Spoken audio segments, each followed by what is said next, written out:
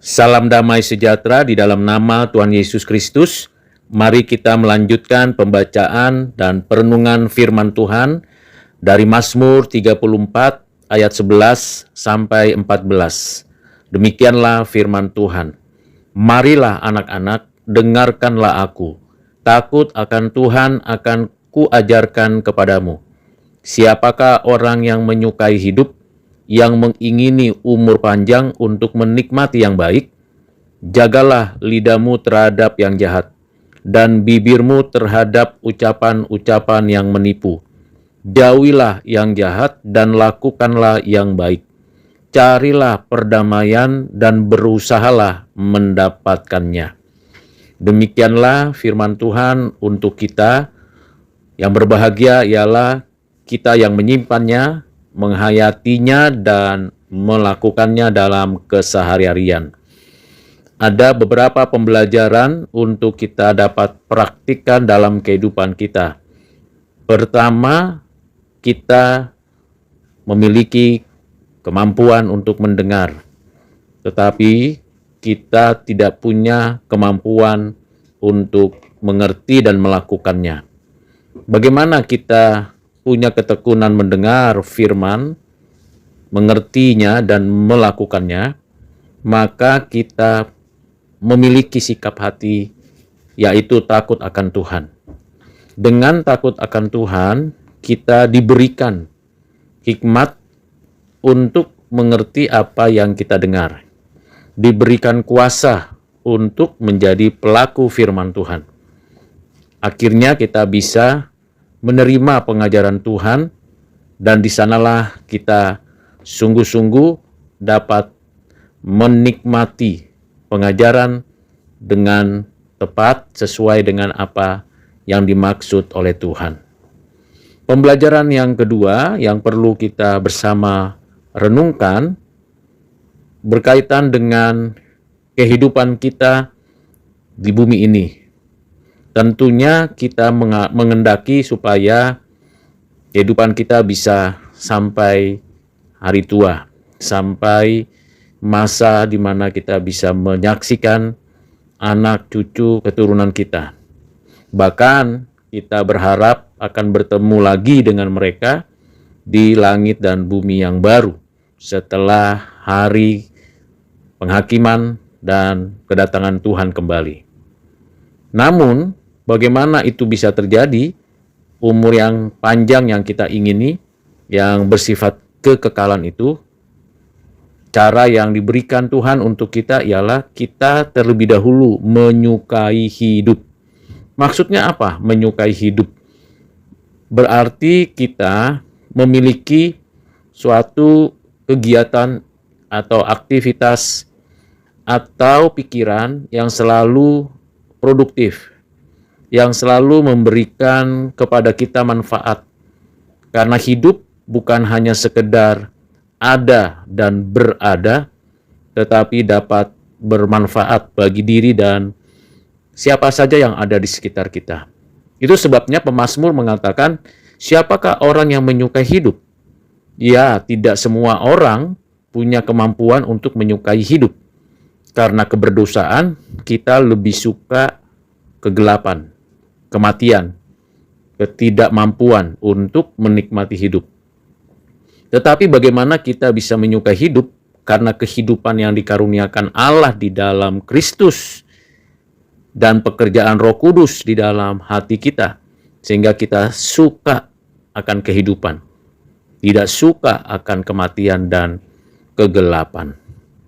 Dengan kita menyukai hidup, maka umur panjang yang akan kita nikmati bukan dalam situasi dan kondisi yang sukar menderita, tetapi umur panjang yang kita akan nikmati, kita nikmati dengan kebaikan-kebaikan yang ada. Ada orang yang umurnya panjang, tapi di akhir hidupnya itu mengalami penderitaan, sakit penyakit, kesusahan, dan ketidakmampuan. Bahkan dia berharap ada kematian segera tiba. Tetapi bagi orang yang menyukai hidup, umur panjang itu kenikmatan yang dikaruniakan oleh Allah kepadanya.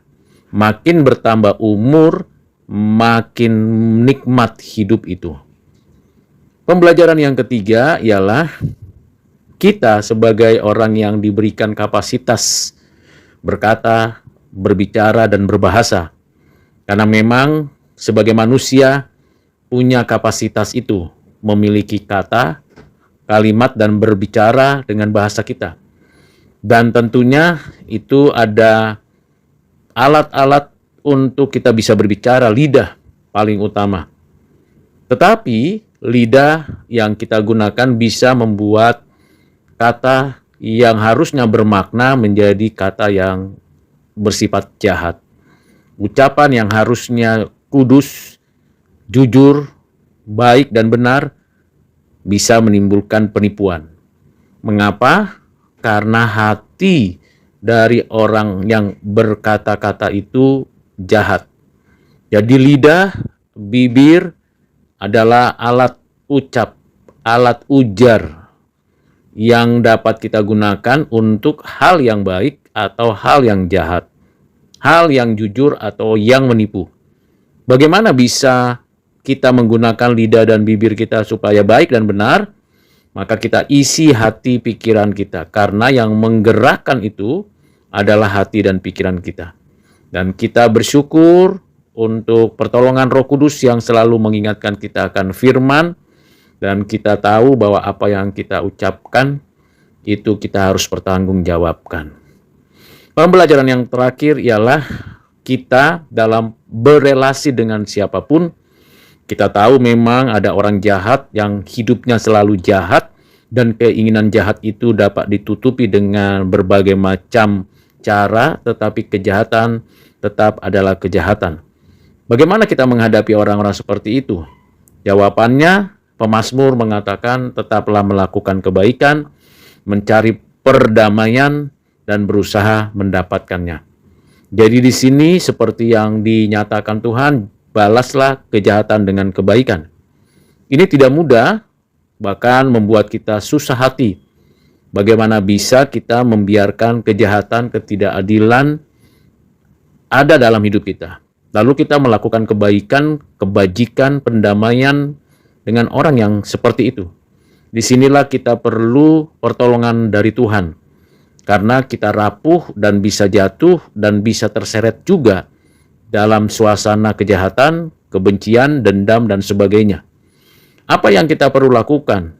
Tentu kita meminta Tuhan menolong kita, supaya kita jauh dari kejahatan, seperti yang diajarkan oleh Tuhan Yesus dalam doa Bapa kami, yaitu kita dilepaskan dari kejahatan, dibebaskan dari pencobaan.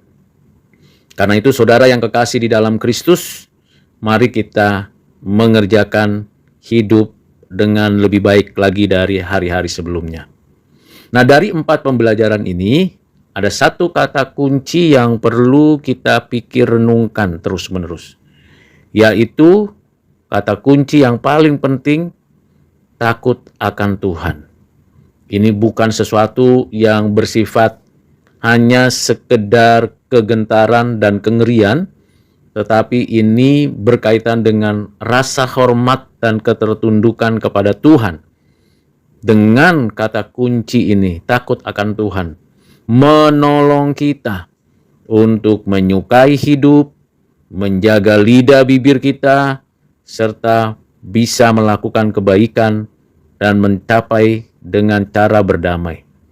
Kiranya dengan pembelajaran ini, saya dan saudara semakin dipimpin, diberkati, disertai Tuhan dalam kesehari-harian. Tuhan Yesus memberkati kita. Amin.